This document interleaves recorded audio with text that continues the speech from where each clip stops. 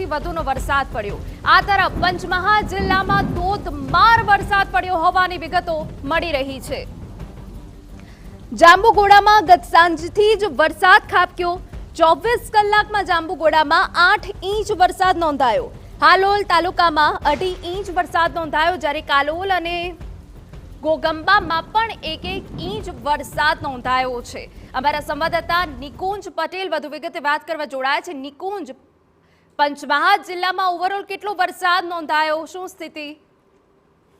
ચોક્કસથી પંચમહાલ જિલ્લાની વાત કરવામાં આવે તો જિલ્લાની અંદર ગત 24 કલાકની અંદર સૌથી વધારે કહી શકાય જાંબુઘોડા તાલુકામાં 8 ઇંચ જેટલો વરસાદ વરસ્યો છે।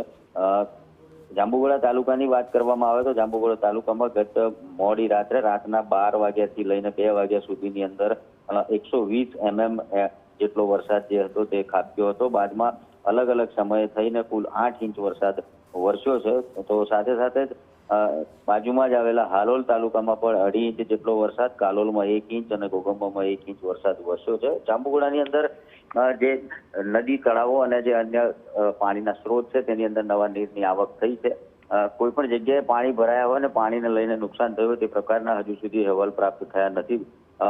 મોડી રાત્રે વરસાદ વરસ્યો હતો અને હાલમાં પાણી જે નીચાણવાળા વિસ્તારો ત્યાં હતા તેની અંદર માર્ગો ઉપર ક્યાંક પાણી રાત્રિના સમયે આવ્યા હતા, તે હાલ ઓસરી ચૂક્યા છે।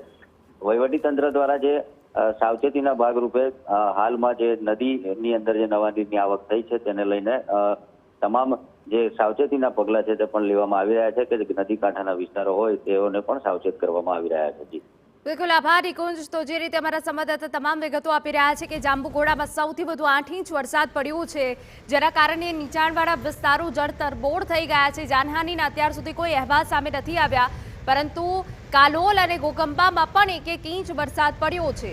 જાંબુઘોડામાં ગત સાંજથી જ ભારે વરસાદ પડ્યો છે। છેલ્લા 24 કલાકમાં જાંબુઘોડામાં 8 ઇંચ વરસાદ નોંધાયો।